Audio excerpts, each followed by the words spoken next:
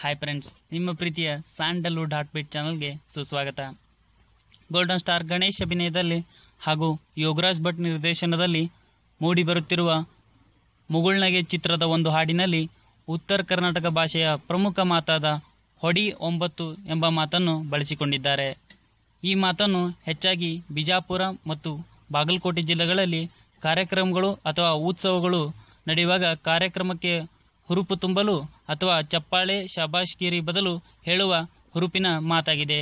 ಈ ಮಾತಿಗೆ ತಕ್ಕಂತೆ ಯೋಗರಾಜ್ ಭಟ್ ಅವರು ಸಾಹಿತ್ಯವನ್ನು ರೂಪಿಸಿದ್ದು, ವಿ ಹರಿಕೃಷ್ಣ ಅವರು ಈ ಹಾಡಿಗೆ ಸಂಗೀತವನ್ನು ಸಂಯೋಜಿಸಿದ್ದಾರೆ. ಈ ಹಾಡು ಮುಗುಳ್ನಗೆ